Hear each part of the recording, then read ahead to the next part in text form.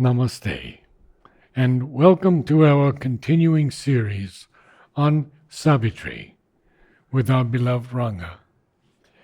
We'll begin with the sentence, "For into ignorant nature's gusty field." For into ignorant nature's gusty field, into the half-ordered chaos of mortal life, the formless power, the self of eternal light, follow in the shadow of the Spirit's descent.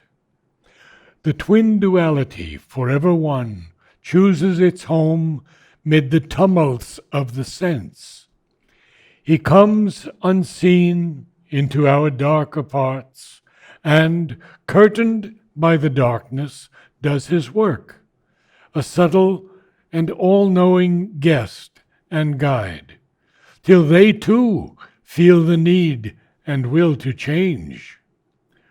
All here must learn to obey a higher law. Our body cells must hold the immortal's flame, else would the spirit reach alone its source, leaving a half-saved world to its dubious fate. Nature would ever labor unredeemed.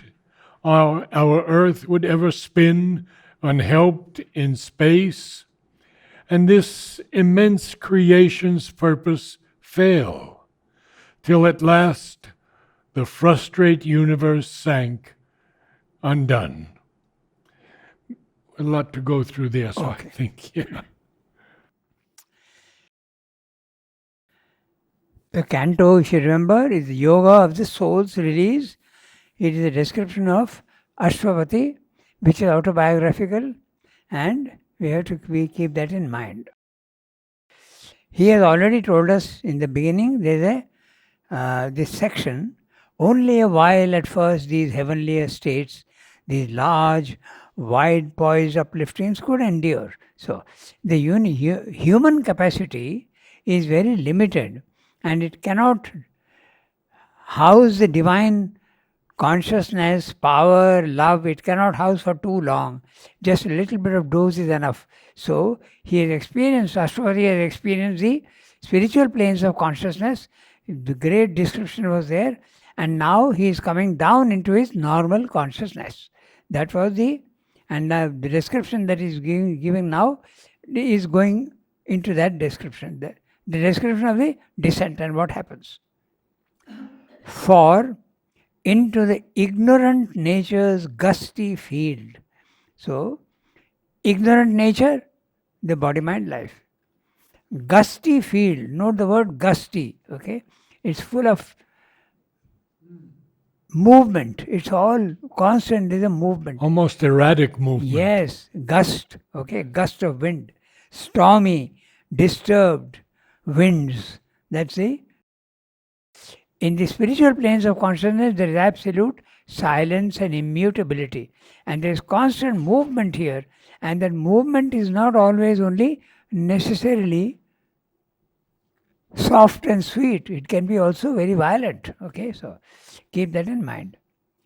Into the half-ordered chaos of mortal life. Okay. He is saying that there is half-ordered chaos. This is from those we have experienced. In other places in the synthesis, he says, disorderly order. There is some sort of workable order, but it is not at all very perfectly harmonious, nor is it orderly. It is half order. So here he is saying, using different words to describe the same thing. Half-ordered chaos of mortal life. Could we almost say an unconscious consciousness? Yes. That's right, because the mind is conscious. Yes. But it's only 10%, 15% conscious. That's right. Okay.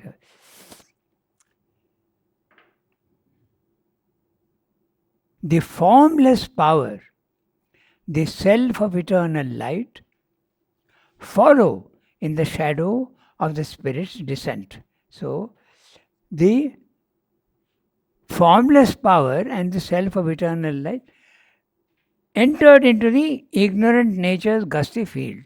That's what is meaning. Okay, so the formless power, Paraprakriti, the highest power of the divine, the self of eternal light. So he is talking of power and he is also talking of self, which is the consciousness. So, in other words, Purusha and Prakriti. They too, the consciousness as well as the Shakti, they follow in the shadow of the spirit's descent.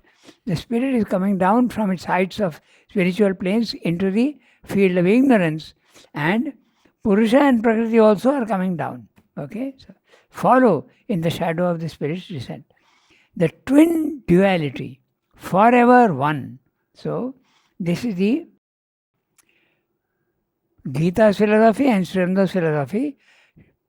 Purusha and Prakriti, Shakti and consciousness, Chit, are always together. Okay? Forever one. They are not only together, but they are forever one. They are involved in each other. Whereas the Sankhya philosophy says exactly the opposite. They are always together, but they are never one.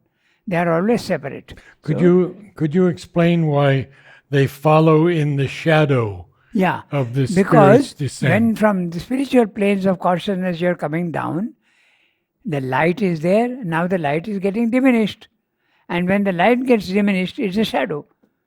When the consciousness is there full, compare it to a light, and when it is coming down, it gets diminished. But why does the formless power and the self of eternal light follow in that shadow? It's a way of speaking. Because he's saying that the spirit is descending, and the spirit is power and Purusha and Prakriti. It's a way of saying. Okay? It just means that when the spirit is coming down in the form of Purusha and Prakriti, it is entering into darkness. That's all it means. Okay, so and they are twin duality, forever one. Chooses its home mid the tumults. You pronounce the word tumult. Okay. I thought it was pronounced tumult. I think that's more American. I think British is more tumult. Yeah, really? We'll have to check that. I'll check it out. Okay. Okay. So, chooses its home. So, when the Purusha and Prakriti, the self, is coming down, it chooses its home. And the home for it is in the physical world. But the word home has a double sense. It can be universal home at the lowest level. It can also mean the individual home into which it is entering. Okay, so because this is exactly what's happening for Ashwapati. And when it is descending into Ashwapati. And so that's a home for it here. Chooses its home mid the tumults of the sense. We'll check that word. Okay. Note the word tumult, compare it with gusts. Okay. So, disturbance, storm. He comes unseen into our darker parts. So, which is the He? The formless power, the self of eternal light. So, He comes unseen into our darker parts. The darker parts are the body, mind, life. Matter, life and mind. Universally, matter, life and mind.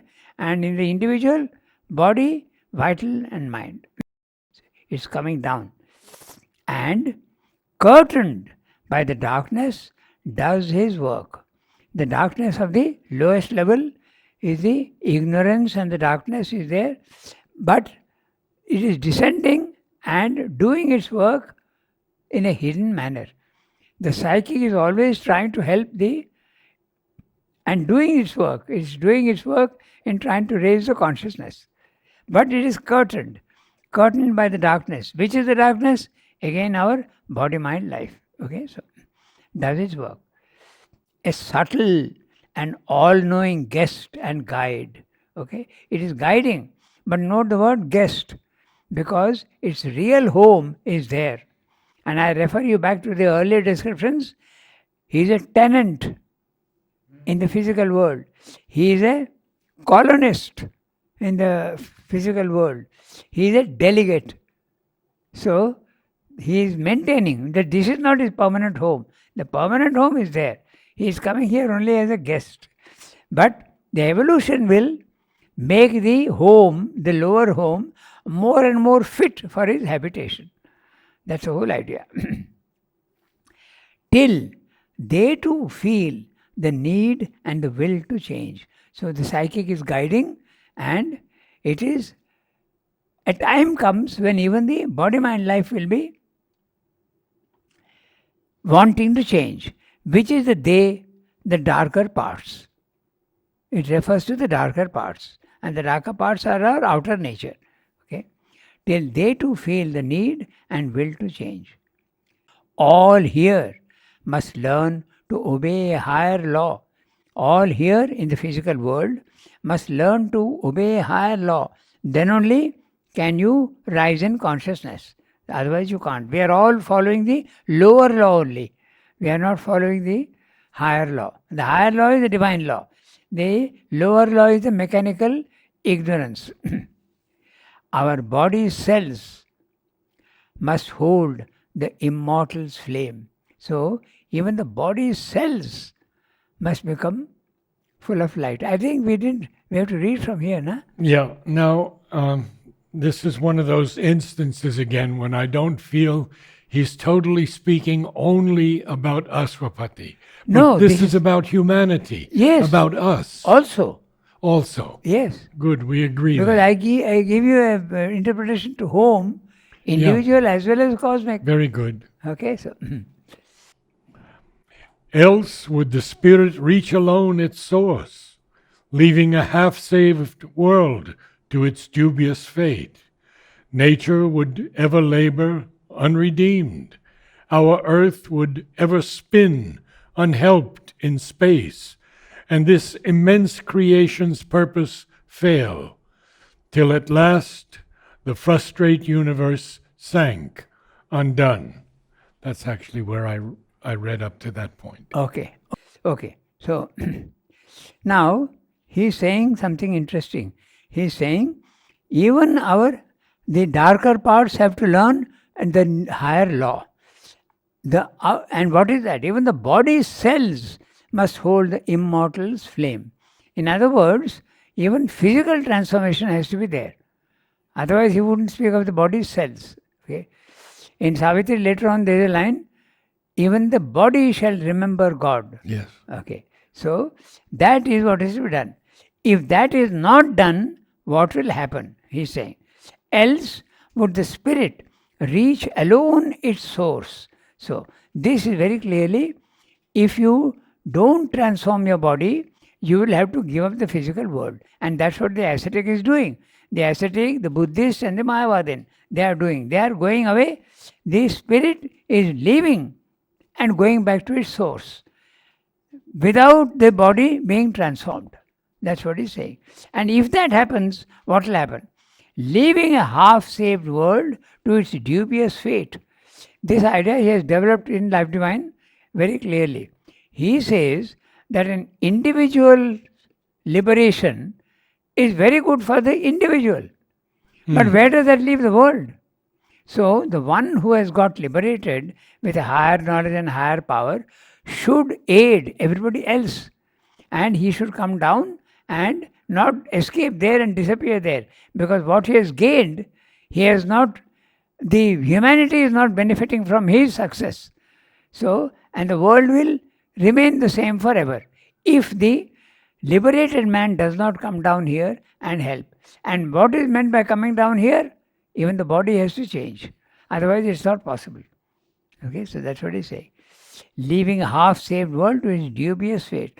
What is the dubious fate? Untransformed forever. Okay. Nature would ever labor unredeemed. Nature is going on working. There is constant movement here in nature. But it will never find redemption if it is not helped by the transformation of the body. That's what has to happen. Our earth would ever spin unhelped in space, and this immense creation's purpose fail. So, what do they mean by purpose? What is the purpose? The purpose is the evolution of consciousness on earth. An individual can go there, but that doesn't help the evolution here, and suffering and death will remain laws forever here. But that is not acceptable to Sri Aurobindo. That has to change. Okay? Our earth would ever spin unhelped in space, and this immense creation's purpose fail, till at last the frustrate universe sank undone. So it's even possible that it may be destroyed. That also is a possibility. It has happened before, we are Yes, told. 6-7 times.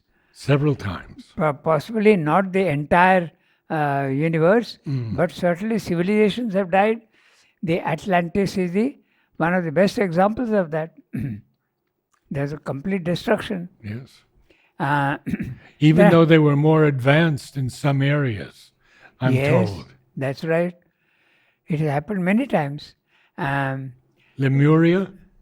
Yes, that's right. That is another one.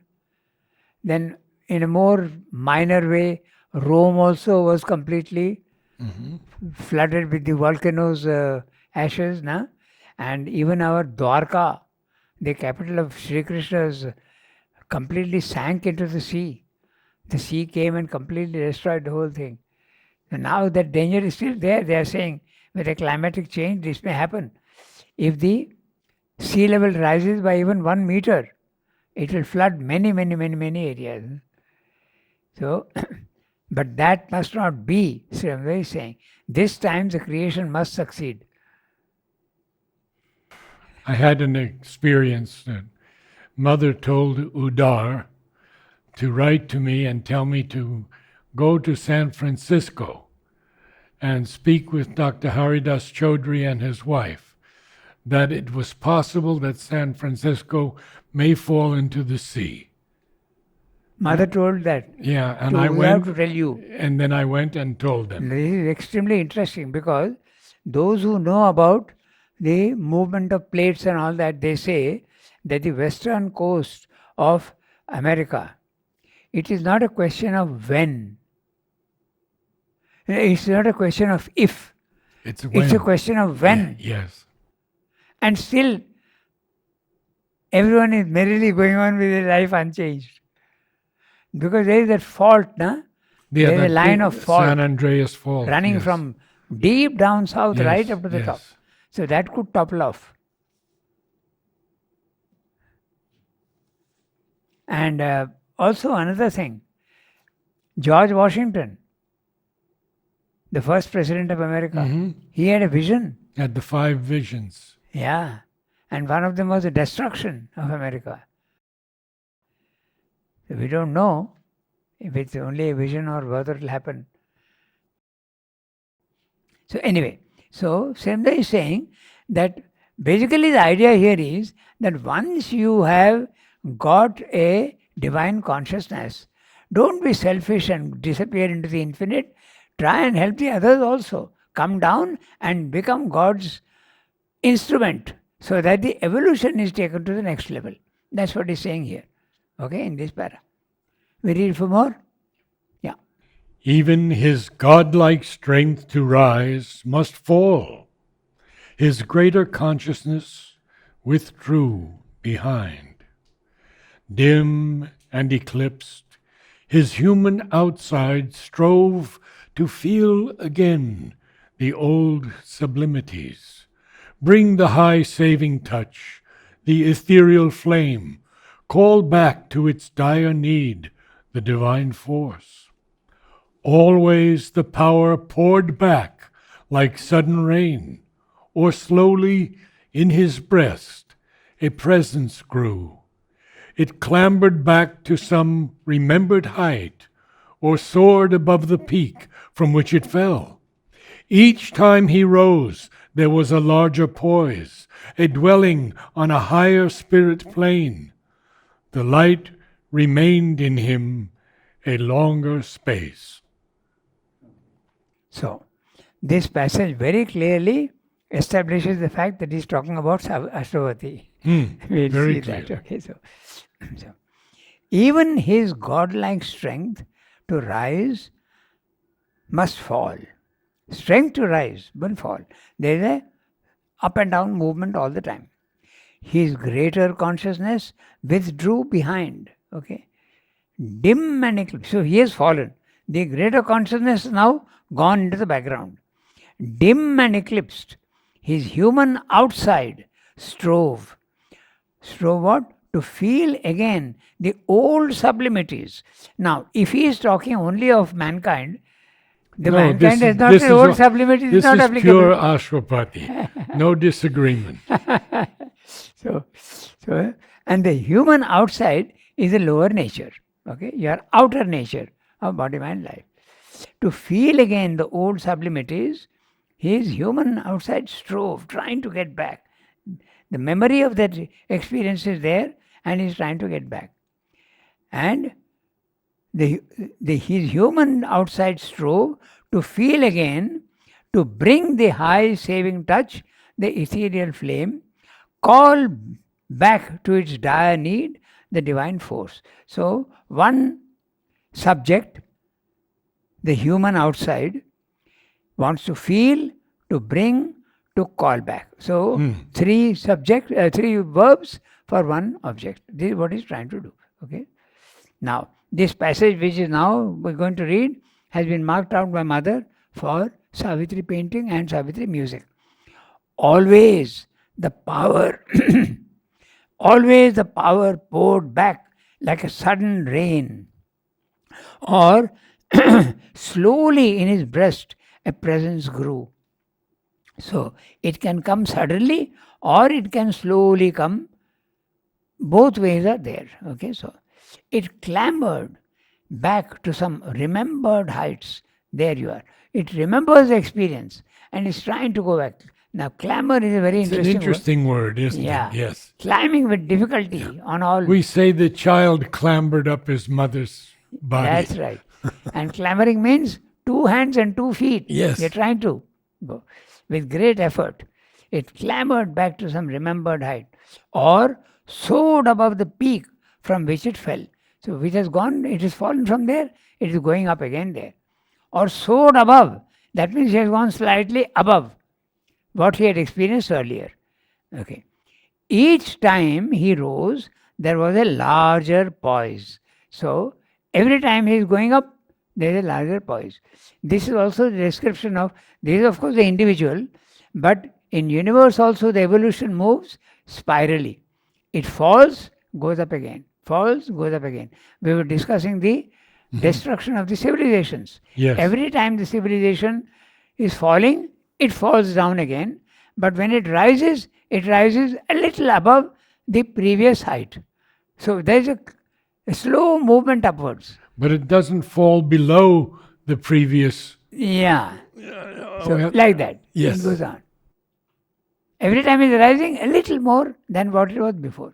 Okay, so each time he rose, there was a larger poise. Now that's interesting because he's referring to himself. Oh, yeah. He says that every time he reached a new plateau, higher mind, illumined mind, intuitive mind, overmind, every time he rose, the consciousness is becoming more and more powerful.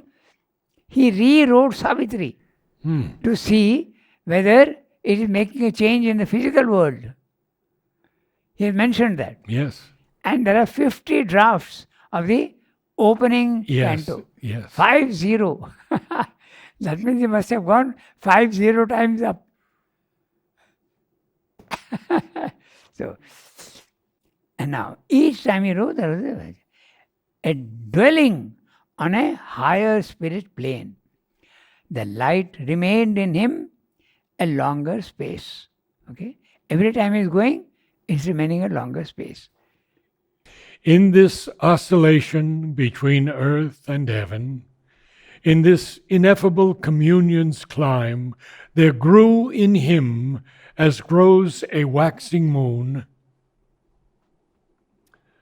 the glory of the integer of his soul, a union of the real with the unique, a gaze of the alone from every face, the presence of the eternal in the hours, widening the mortal mind's half look on things, bridging the gap between man's force and fate, made whole the fragment being we are here. At last was won a firm spiritual poise, a constant lodging in the Eternal's realm, a safety in the silence and the ray, a settlement in the immutable.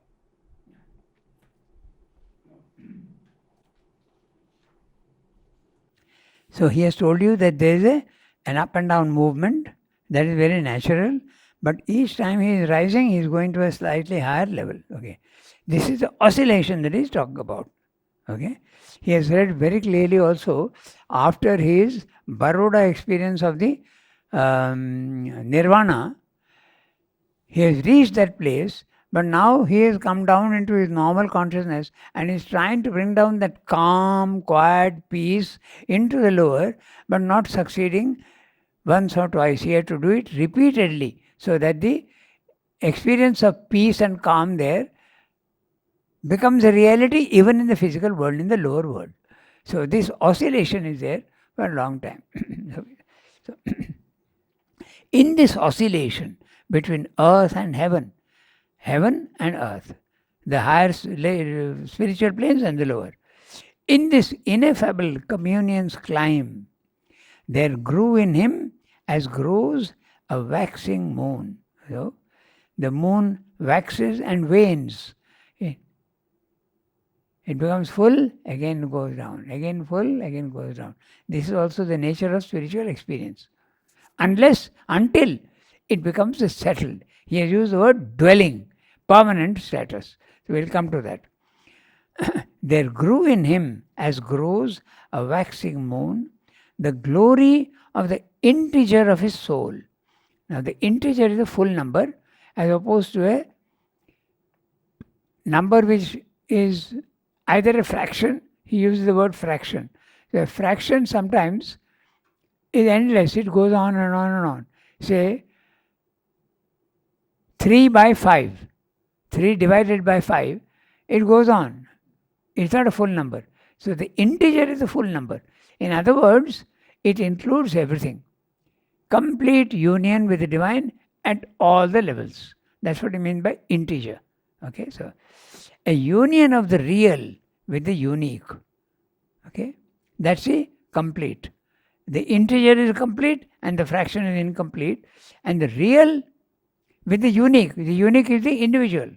So, a gaze of the alone from every face. Now, this is interesting. A gaze from the alone. A gaze of the alone from every face. I am reading out a sonnet to you, which is reflective of this line. Okay? The indwelling universal. I contain the whole. This is Shrevda's poem. I contain the whole world in my soul's embrace. In me, Arcturus and Belphegor burn. To whatsoever living form I turn, I see my own body with another face. All eyes that look on me are my soul eyes.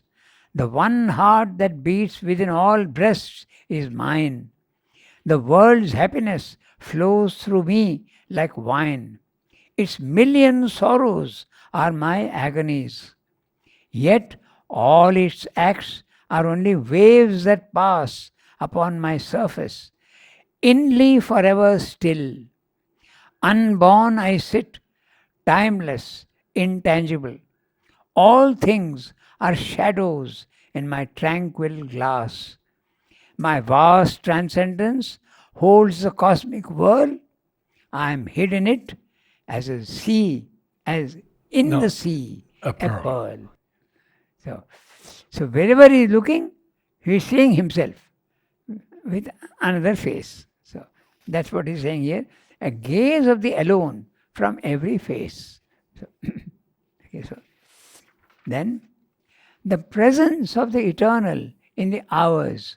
The presence of the eternal, the timeless, but the divine presence here in time, in the lower creation. The creation is in time and space, and the eternal is timeless and spaceless, but he is coming down. The presence is there in the physical world. Widening the mortal mind's half look on things. That's it. Again, the ignorance. Bridging the gap between man's force and fate. Destiny, okay, is slowly, with his force, his previous destiny is getting cancelled. There is a fate which you have to face. You have to face. A fate, your destiny you have to face because of your past. But if you are doing spiritual work, you are reducing the possibility of that fate. You are changing your fate. So the gap between the fate and his own force is getting less. In other words, his destiny, old destiny is getting cancelled. That's what it means. So, made whole, the fragment being, we are here. So again, he is talking of the fragment being and the integer. That fragment being, the fraction, has now been made whole. Okay? A constant lodging in the eternal's realm. A safety in the silence and the ray. A settlement in the immutable. So now he is settled. Now his consciousness is stabilized there. There is no more any oscillation. That's what it means.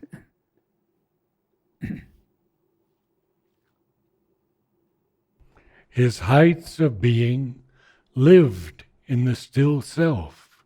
His mind could rest on a supernal ground and look down on the magic and the play where the God-child lies on the lap of night and dawn, and the everlasting puts on time's disguise. To the still heights and to the troubled depths, his equal spirit gave its vast ascent. A poised serenity of tranquil strength, a wide, unshaken look on time's unrest, faced all experience with unaltered peace, indifferent to the sorrow and delight, untempted by the marvel and the call, immobile, it beheld the flux of things, calm and apart, supported all that is. His spirit's stillness helped the toiling world.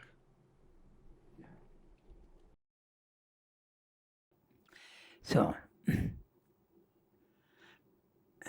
his heights of being, now we have to read from there.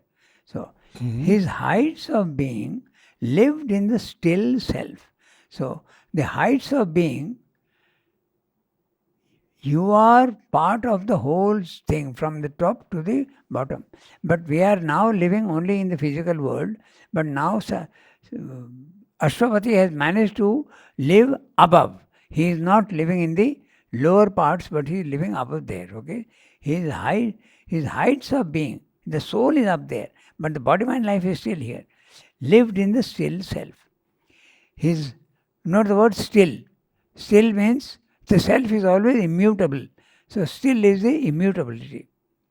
His mind could rest on a supernal ground. So it's a ground. It's very solid now there at the highest level. In the Gita, you have the phrase summit seated. Okay, Kutastha. You are settled on the summit of the levels of consciousness. His mind could rest on supernal ground and look down on the magic and the play.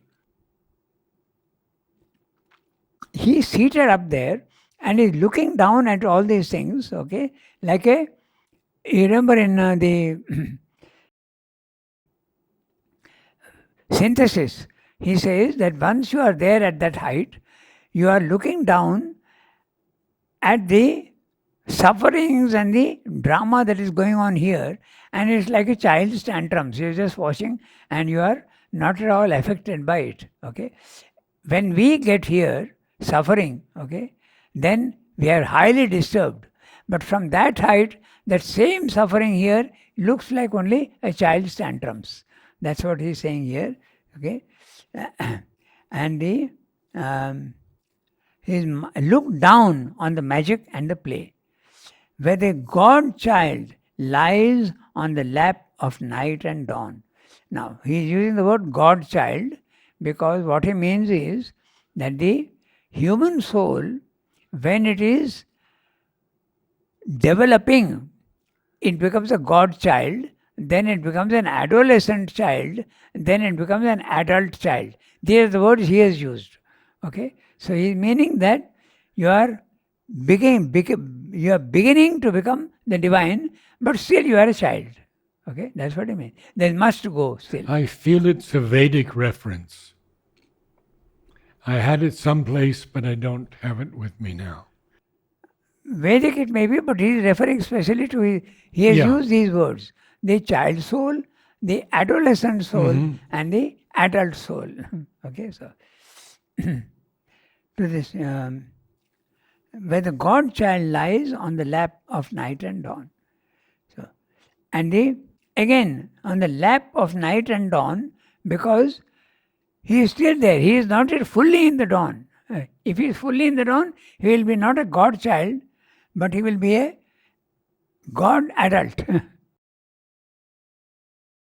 And the everlasting puts on time's disguise. Time's disguise in the physical world, all the forms that you see are only disguises. The divine presence is there hiding behind that. Okay?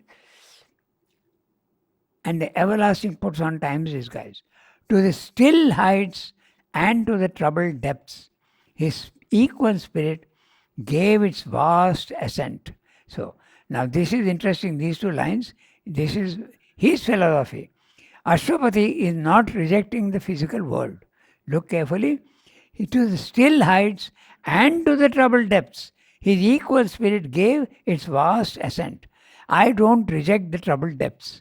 That's what the Buddhists are doing and the Mayavadis are doing. He is not doing that. He is accepting this also and accepting that. Okay. A poised serenity of tranquil strength. Okay. A wide, unshaken look on time's unrest.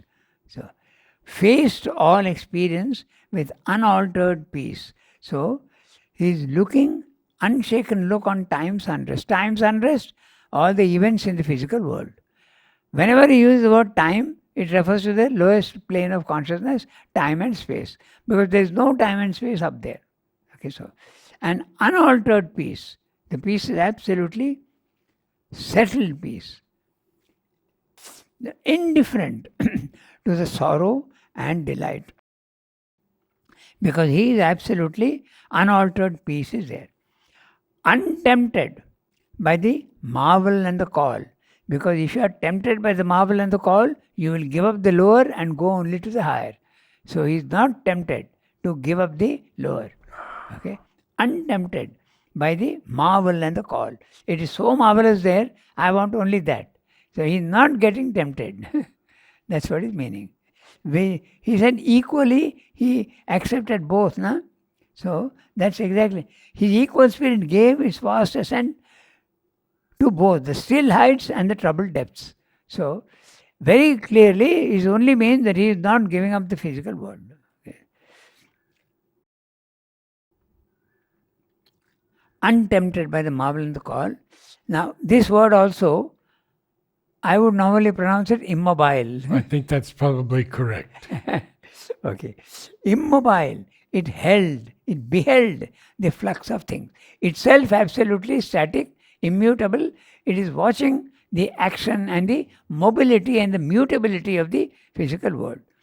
Calm and apart, supported all that is. Now here again going back to the first you are the witness. Then you become the permission giver in the climb of consciousness, between the spiritual planes of consciousness. You first disown the body-mind life. I have nothing to do with that. That is something very mutable and it will die out. That's the first. You are only a witness. Then you realize that you are the permission giver. You have accepted, the soul has accepted all that the body-mind life is doing. So you are the permission giver, Anumanta. So you can withhold the permission. Then the purification of the body, mind, life starts. We have read that in the, so that's what is meaning. Calm and supported. Then you become the support. You become the bharta.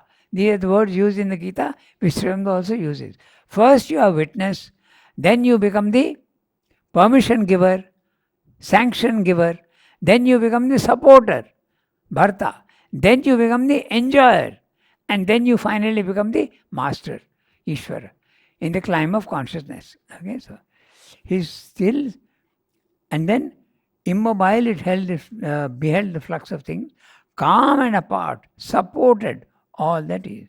His spirit's stillness helped the toiling world. Because he is not rejecting it, he is in a capacity now, he has the power to help the toiling world. Whereas the others are tempted and go away there without helping the toiling world. That's what he's saying.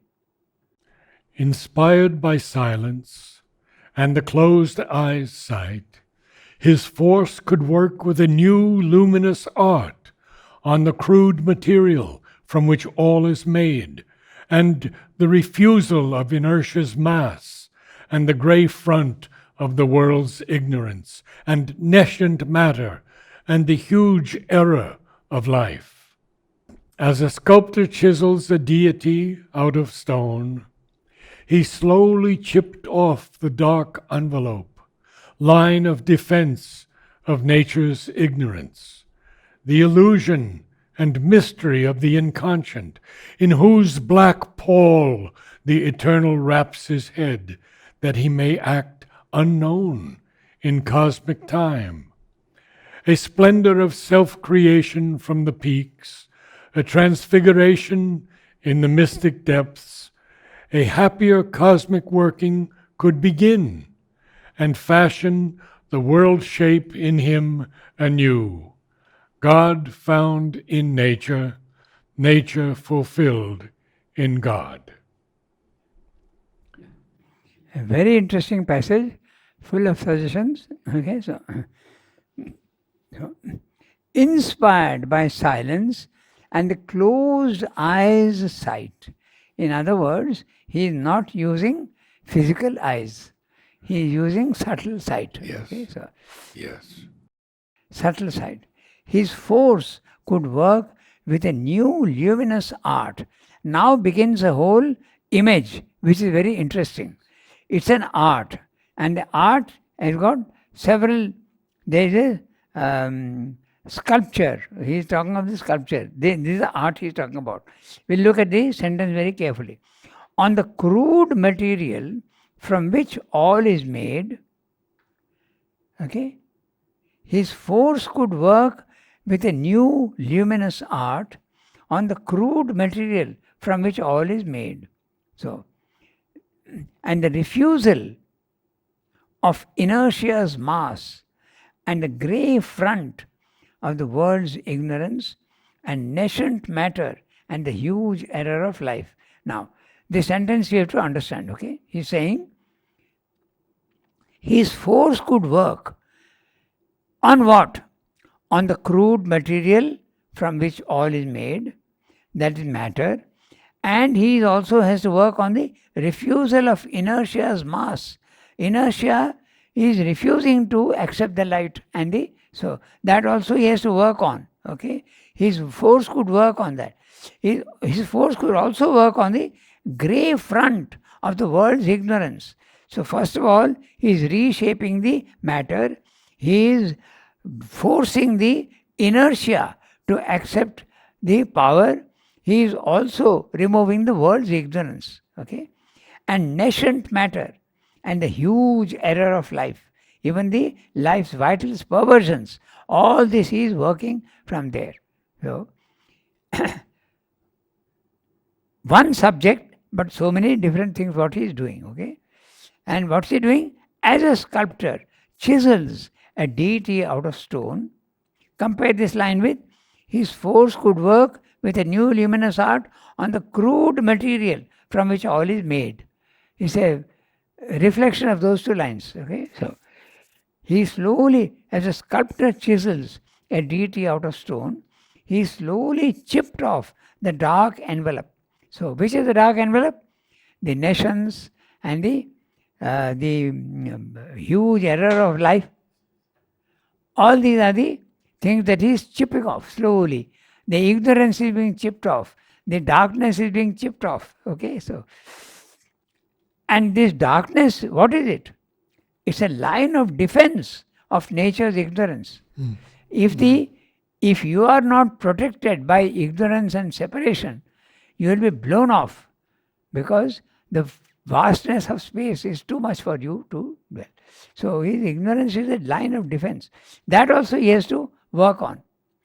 And he has to work also on the illusion and mystery of the inconscient. And this inconscient is what? The description, in whose black pall the eternal wraps his head. The pall is a cloth which covers the coffin. So, coffin is death, darkness. Okay? So, he is covering his head with this. In other words, he has come down here, his presence is here, but he is covered up with ignorance, inertia, darkness. So now he is chipping off all this darkness to reveal his face slowly. Okay? In whose black pall the eternal wraps his head, that he may act unknown in cosmic time, a splendor of self-creation from the peaks, so that he can start working here in the physical world. A transfiguration in the mystic depths, a happier cosmic working could begin and fashion the world shape in him anew. The world shape, the shape of ignorance and darkness, that has now to be fashioned anew. In other words, he is talking of the supramental light which will come and change the laws here. That's what he's saying. God found in nature, nature fulfilled in God. Again, this line reminiscent of marrying the soil to the sky. Yes. So that's what it meant. So we stop here today. Namaste all. We'll see you in 5 or so weeks and continue our 4 books of Sri Aurobindo.